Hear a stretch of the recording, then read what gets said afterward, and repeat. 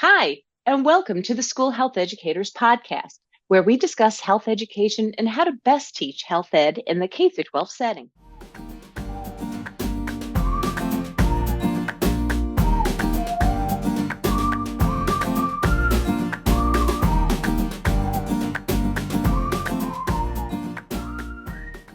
Hi, and welcome to the School Health Educators Podcast. I'm your host, Lauren Barinaeu.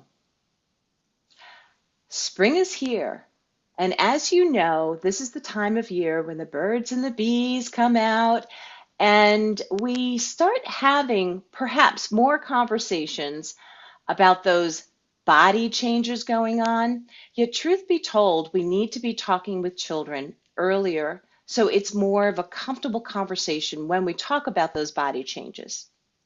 To support that awareness about talking realistically about life and our bodies as we grow up, especially with young children, I asked Lauren Barinaeu to be a guest today on the School Health Educators Podcast because she has a really cool background and passion for talking about how to talk with children, like how families can talk with children as well as educators. So, a little side note, I ran into Lauren at the New York State AFERD conference back in November. And a little plug about going to conferences, you get reconnected with people who are out there in the field. And Lauren, she's just such a genuine person. And I really look forward to our conversation today. So, Lauren, thank you so much for being here today. And would you like to say hello to our audience? Yes, thank you. This is exciting. I'm thrilled to be here, Lori. I appreciate your kind words. And I am excited to talk about what families can do to start conversations with their kids earlier, more often, and with far less shame, because I think that is game-changing and important parenting work that many of us navigate. Yes. And if you're able to watch this on the YouTube channel, you'll note that Lauren has, like, she is wearing a sleeveless shirt because That's right. she's more in a warmer environment, and I still have on a sweater because I'm in a colder environment. So it's nice that we have these two different um, differences between us, although I do wish we would have a little bit of warmer weather, but we'll have that soon enough in the Yeah. upper area of the United States. Um, but again, thank you, Lauren, for being here. And would you mind explaining to our listeners who you are and what your background is? Sure. So, my background, I come to this work through public health. I started my career as a seventh grade science teacher and learned that while I loved teaching, I didn't always love doing it in the context and constraint sometimes of the K to 12 public education system. But I loved health, I loved teaching. And in particular, I found sexuality education really interesting because I grew up in a family that was fairly open about sexuality in really appropriate boundary setting ways, but it was always okay to ask questions, come to them with concerns. They wanted to normalize that we had curiosities, that we would grow into adults that likely would have sexual relationships. And they wanted that to be a part of who we became. And so I wanted to do that kind of education and instruction. I got my degree in public health. I was working in health education programming. I live and work in Atlanta, and so was working all around the state, helping school districts choose a sex ed curricula that was really comprehensive. I led a bunch of teacher training. We supported schools with implementation, and I taught my fair share of sex ed across grade levels. And that was really I think, instructive to me as a young professional. And one of my core learning experiences was teaching a group of kindergarten students some general knowledge about bodies, boundaries, and really what parts of our body were private. And when I introduced words like penis or vulva or nipple, 5-year-olds in kindergarten were saying, "Oh, this is gross. This is disgusting." And I remember reflecting in real time, these are big feelings. And there's a lot of what I'm feeling is shame or discomfort among 5-year-olds around body parts. And so, what can we be doing even before school begins? So, in our 0 to 5, and then from 5 to 8 or 9 or 10, before a young person even starts puberty, that we can support families in having conversations about sexuality so that the school isn't doing that work on their own. They're actually working in really deep partnership beforehand and throughout a kiddo's learning journey as it relates to sexual health and well-being. And so that idea just continued to stick with me until I launched Talk More in very late 2020, early 2021. And so that's my background. I think I love doing this work. I think it's really possible because I have a family that modeled it.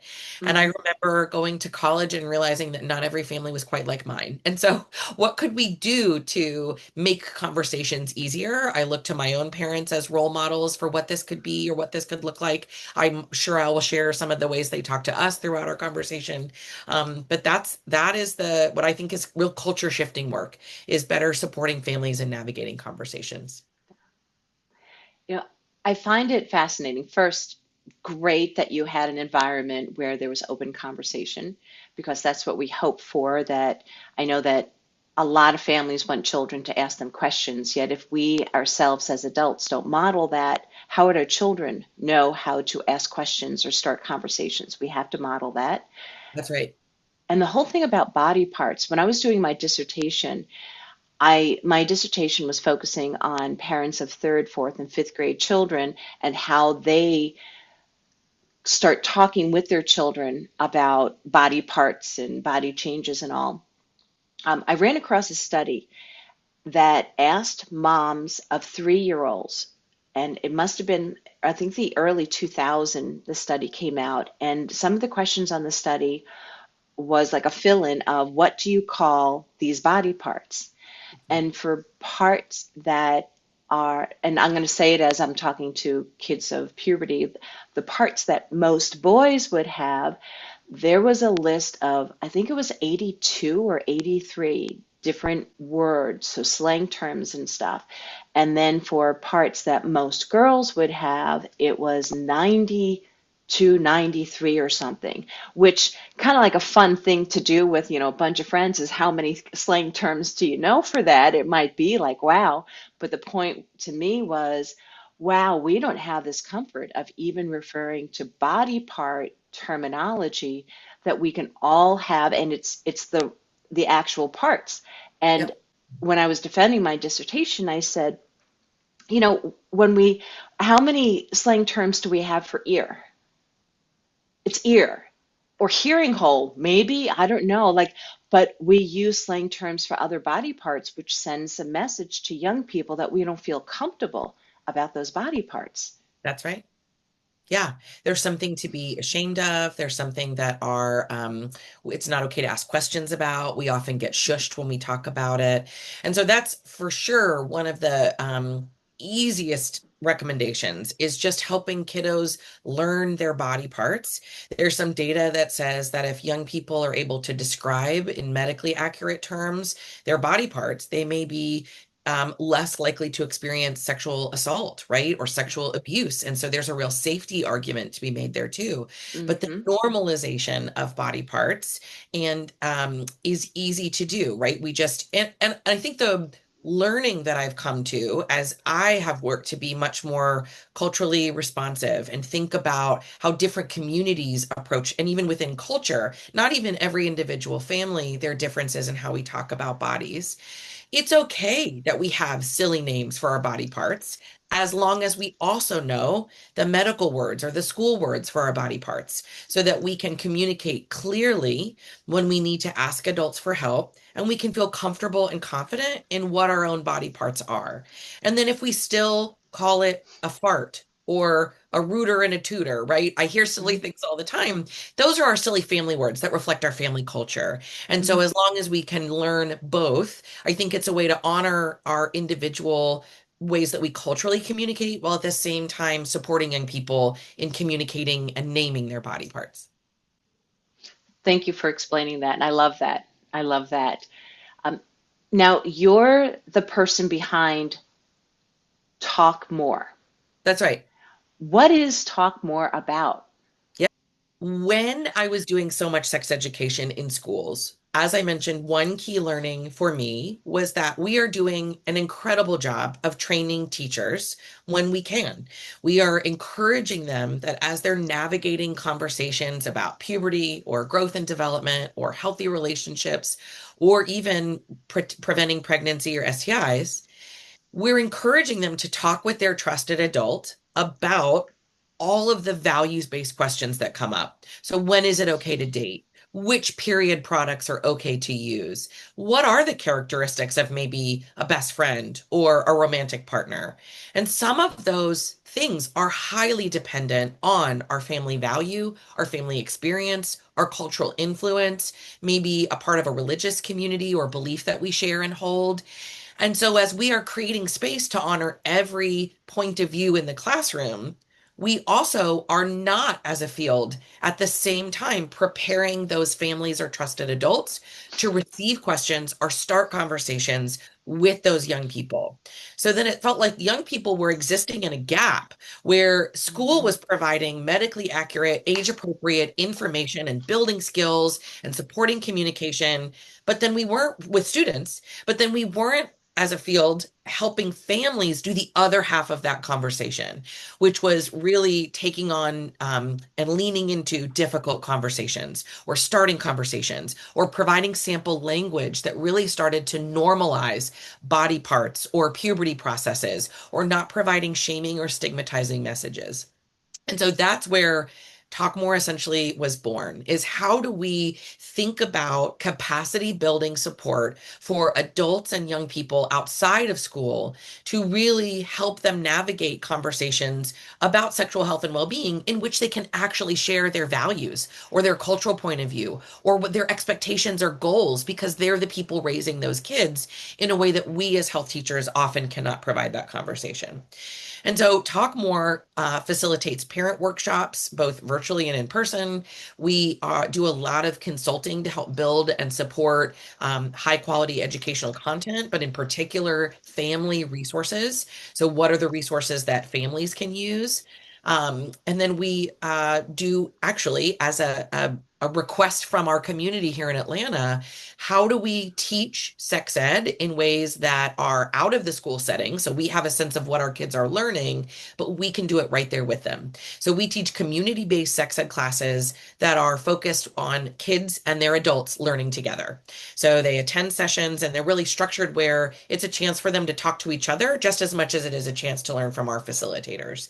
Mhm. Because we're in their lives for a short amount of time. And our goal is to be able to build a comfortable relationship with their adult, to demystify the process of starting conversations, to make both of them feel a little bit more comfortable and confident so that they can keep having those conversations the older they get. Because someone like me will step out of their life, but their grown up, their trusted adult won't.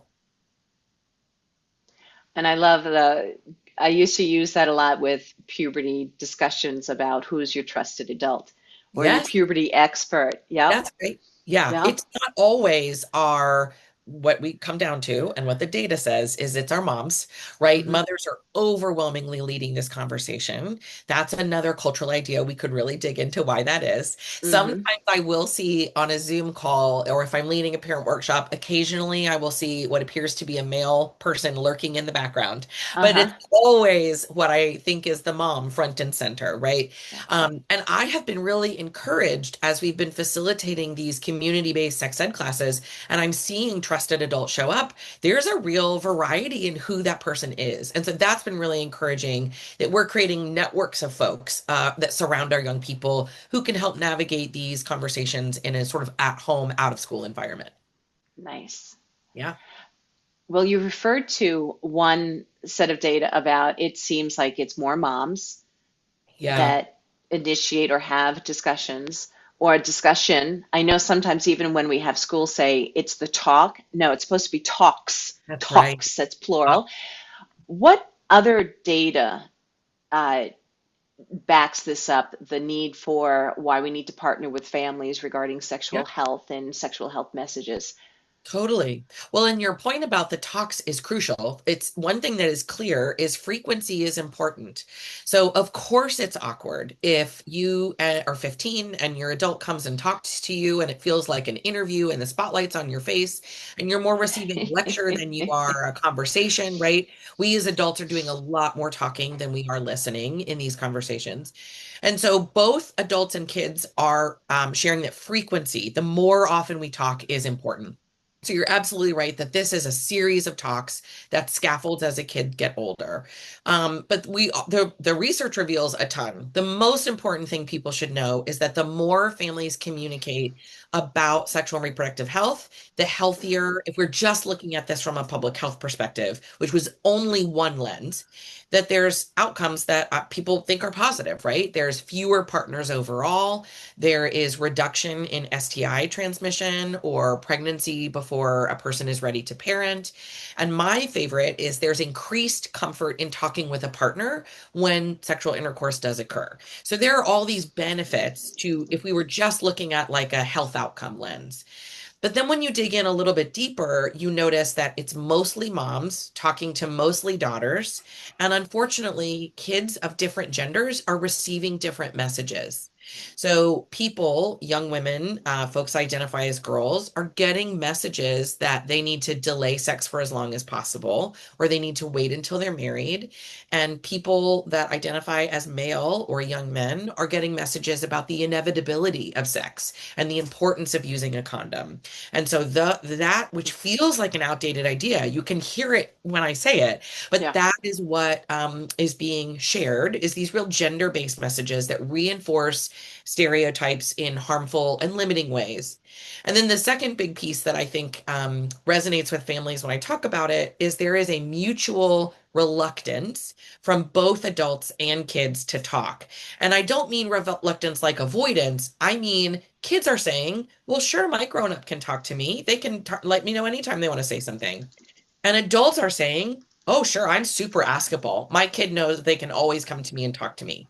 And since the other person or each person is assuming the other is going to start the conversation, it just leads to delay and Hmm. avoidance over time.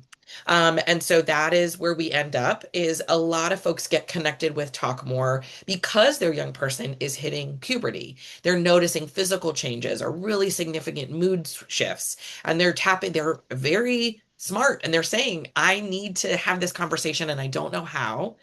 And what I would encourage or always push family members to think a little bit broadly is that we can always be having these conversations way before puberty begins. So think about, for example, when you go on a play date with someone and you say, oh, wow, I had noticed your friend really did not like playing like that. Did you notice Hmm. that? Or I hear your friend saying no to roughhousing. They don't like being touched in that way. Or did you check in with that person before you ran in and gave them a huge hug when you got Hmm. at school drop off? Those are all foundational communication about consent, boundaries, and body autonomy. And when we start using that language early, when our kid is 3, 4, 5, 6, it's really easy to then contextualize consent, body autonomy, and boundaries when you're talking about sexual behaviors at 13, 14, 15, 16. We've already built that muscle and we're just stretching it over time.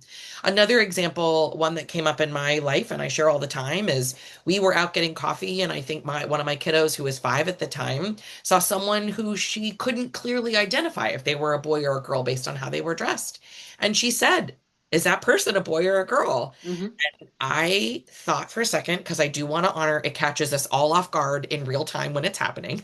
And I said, we don't actually know until they tell us what their gender is, right?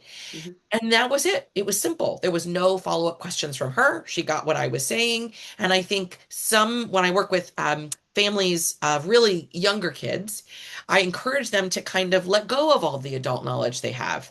Gender often isn't complicated, or our understanding of gender, really, when boiled down to what we would say to a kindergartner, is quite simple. And so if you can come always with that frame of reference, start really simply, you can actually structure or build conversations in easy ways throughout a lifetime before a kid even has a change that you're noticing related to puberty. Thank you for sharing all of that information. Oh, there's so much data out there to Yeah. support what you're doing for sure. Yeah. I so I'm going to switch a little bit about, I hear that you work a lot with families and Yes. locally you're doing a lot. If I can switch to like for the people that are in the schools, the health educators, Yes. how can school health educators partner with families? Because this is your full-time job, Yeah, if I'm this is our correct. full-time role. Yeah, So school health educators, their full time is really working with kids, that's yet right. how can they partner with families? That's the million dollar question. Thank you for asking. Okay, so I have a bajillion ideas about this. And I don't think any of them are particularly complicated or stretch health teachers beyond what I know is a difficult and feels sometimes thankless role, right? So these hopefully are small things you can do to amplify the way you want to engage and partner with families. The first is how can we increase how transparent we are about the content that we're teaching? So, the more often we can be clear, like lift the veil, right, of what's happening in a sex ed unit, for example, or expand that beyond mental. There are other conversations that are equally important, mental health or substance use or whatever we dive into in the health classroom. So, what is it that we're covering so that parents feel really aware of and prepared for what's coming down the pipeline? Okay, so Hmm. I can see that they're going to cover a lesson on trafficking. That's something I maybe want to be ready to answer questions about. And I will pause and say that a lot of adults stop talking or don't talk because they think they don't know enough. So they feel like because I'm not the content expert, I can't navigate these conversations with kids. And I actually think that that is the real benefit of a strong partnership between a health educator and between a caring adult is the health educator can be the content expert. They've got the lesson plan, they've got the qualification, they're doing the background research to make sure the knowledge is there or the skill is being built. And the trusted adult just needs to be a listener who is responding openly without shaming or normalizing a young person's curiosity, and they can find additional information together. So I recommend, and I'm happy to share resources or websites that I love. The internet is full of good information, and you can go online with your kiddo to look up an answer. What's most important from the trusted adult side is that you're willing to have that conversation and find the information together. So the first, I think that's a framework shift that health teachers can take is this is a partnership. I'll do the content work and you can do the listening and the support and sharing your family's values or expectations. Love So that. approaching it from that framework is really helpful.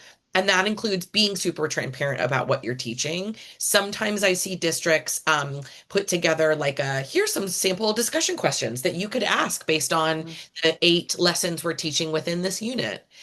The second way that you can be really supportive or increase your transparency is actively find ways that you can say to students, please talk to your grown up about this.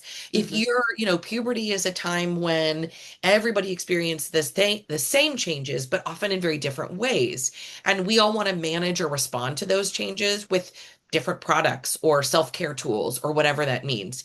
So this is something that you can talk specifically with your grown up about is how to get access to a puberty product or a self-care tool that works for you.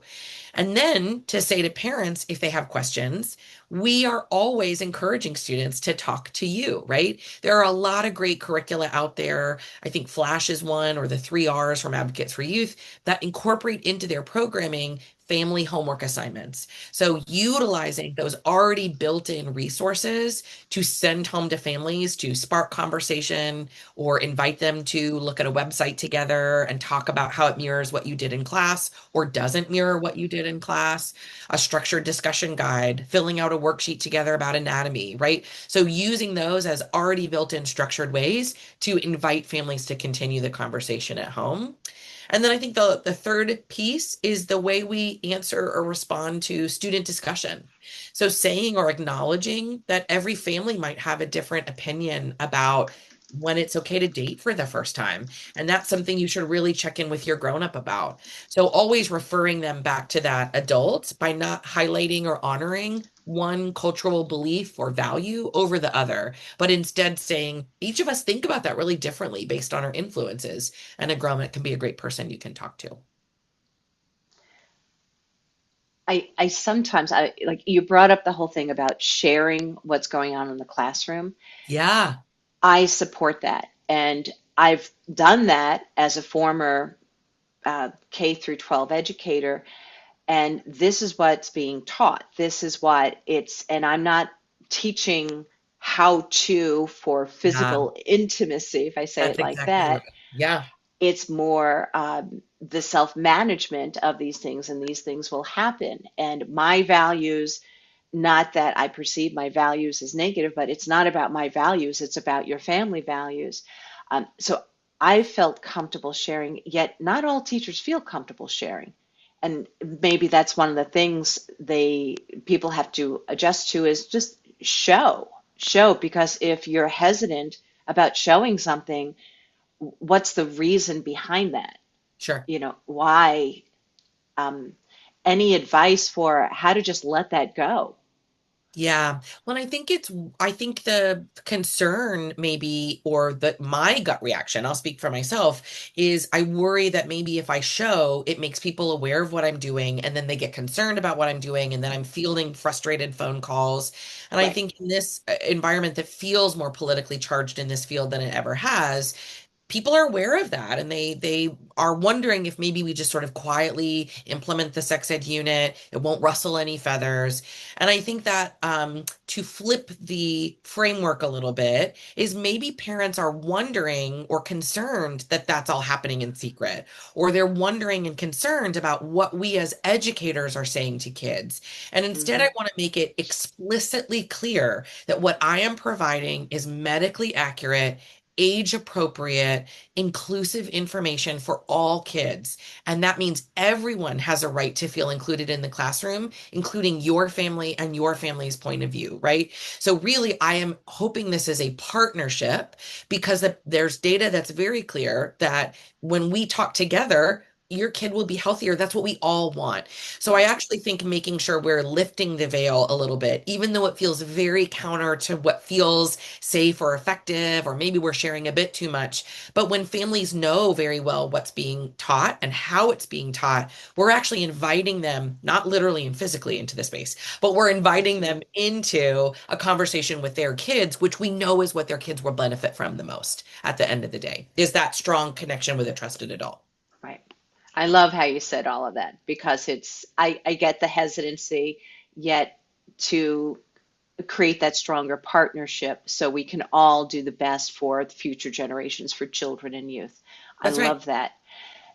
You had said earlier that I think it was when you used the word bajillion resources that you could Oh, yeah. recommend. I don't know if that's when you use that term, but what are like your top, if you want to give 3 to 5 resources that you'd recommend, that if um, families ask a school health educator, what are resources I can go to, particularly for younger people, for Sure. younger children? What are the top ones you recommend? Or not, you don't have to say like they're the best, but the ones that you are most often recommending. Yeah, that's a great question. A couple come to mind, even though there are, you're correct, a bajillion. The first is what we have found in just doing some um, understanding sort of effective communication around sexual health. I learned from a communications expert that actually pediatricians in this space have maintained a lot of credibility over time. So I refer families to Kids Health from NEMRS and Hmm. healthychildren.org, which is American Academy of Pediatrics, because pediatricians seem to maintain a lot of credibility. So, and I find all of that content to be directed both to families, mostly at healthychildren.org, but also at a site for kids and for teens where you can safely check in with your kiddo about what you're wondering about your body or wondering Hmm. about your relationship. The second one that I find I'm referring to a lot, and this may be for older young people, but I think it's helpful for parents, is thorn.org, because I get so many questions about navigating digital environments, especially for 8, 9, 10, 11 year olds as they are getting access to their first devices. So we get that question, even if that's not what the workshop is focused on, that is sometimes what comes up. And so, how do we approach digital safety from a parenting perspective in a way that's not scare tacticy, but we're aware of kind of what are things we should know about? And I tell adults all the time in our classes, while there might be a list of don't do's on the internet or don't do's when you get your first device, there should also be a list of absolutely okay to do's so that we're providing to kiddos both boundaries around what feels unsafe or off limits, but also texting or sending a message to someone who I know in real life, their whole family. That seems safe, right? Hmm. Like that's an okay. Or these websites we've looked at together, these websites are always okay. So there is some clarity, and kids don't just feel like they're always being told what not to do online. That just Right. doesn't feel like the future. So Hmm. thorn.org is great for parent resources related to navigating digital conversations early with kids. And then I cannot be remiss for early kiddos in particular. The Amaze websites are great. Amaze.org, there's videos on everything. Every time I pull one up personally in my own home office, I'm just here. Hmm. And I have two kiddos and they come around and they see me watching one. They always poke in and see what I'm watching. But in particular, there is a series of Amaze Junior Hmm. videos that were built on the work of Dr. Deborah Hoffman. No, sorry, Deborah Rothman. And they're incredible. Just small, easy 2 to 3 minute tips for how would we talk with a kid at 4 about bodies, right? Easy, digestible tips. And I think that's a underutilized section of that website that I would direct early families to. And then the last one I would say is talk more. What I love about what we've created and we share all the time, it's easily the most downloaded resource on our website and it's totally free for everyone, are what we call our parent planners. And the parent planners try to distill all of the information into usable chunks by age and by topic. So a person could go to the website, they could pull their age group, whether it's 3 to 5 or 6 to 9, and then each age group is divided by topic. Maybe it's healthy bodies, or maybe it's consent. And there's resources there specifically for adults to read first. There's resources there for adults and kids to look at together. Maybe it's a website or a book or a video. And then there's suggested conversation starters. So if I want to talk more about this topic, what would I say? What are some key points I should make? What are some conversation openers? So it really tries to, as much as we can, build a parent curriculum that's at home and easy to use and pulls the best of what's available. Those are the parent planners at the Talk More website.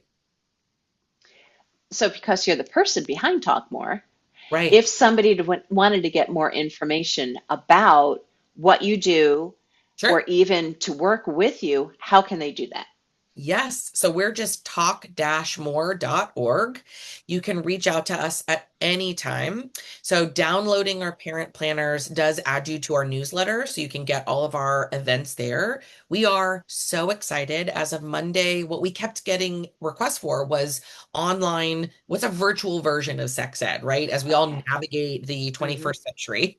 And so we created, I also recognize that group learning is not everyone's favorite kind of learning. So while there are people in the broader Metro Atlanta area that want to come to a class and learn with their kid in real time with an instructor, that is not everyone's cup of tea. And in the spirit of providing multiple modalities of learning, we have just launched a self-paced course for middle school kiddos and their families to go through together. So there's like 6 units of content, there's videos, there's discussion activities, there's downloadable templates that you and your adult can fill out together. So it's the same content we would cover in person, but it's a way for you and your kiddo to do it in your own pace, in your own speed, and in a digestible way. So we're really excited to see how that goes and if that's a helpful Hmm. tool for families to have an additional structured way to to turn it into many talks instead of just one. Hmm. Thank you. Yeah. And we'll make sure that we have links for your website in the description for today's Oh, great. episode for sure. That'd be Sure. great. Thanks. As we come to the end of our recording, Lauren, is there any last thoughts or anything you want to share with our listeners before we end today? I mean, what a loaded question. There's so much to say. Um, I guess I just want to, hopefully you can tell through the way I talk about this idea, right? That if we can empower, support, help families navigate conversations much earlier at home in ways that reflect their culture, right? They're innately culturally responsive. It means that young people, when they come to our health classrooms, we're not having to do so much unlearning. We're not having Mhm. to address and debunk stereotypes. We're not having to undo harmful gender norms. If we can really invest, whether that's financially, through capacity building, through the folks that work in this field, to me, it seems like a real culture shifting kind of work is investing in families so that kids are learning from the beginning what healthy body image and sexuality and relationships and friendship looks like. So we can, as health teachers, do less of that as they age. And it's less unlearning and more strengthening those positive connections that they have. Thank you. I'm on board with that. Thank Yeah. you. We'll get them one at a time. We'll just get every Yeah. family somehow. Yeah. Yeah. So, folks, thanks so much for listening today. And I thank you, Lauren, again for being here. Folks, as a reminder, you can check out more information about Lauren and talkmore.org if you go to the link that's provided in today's description.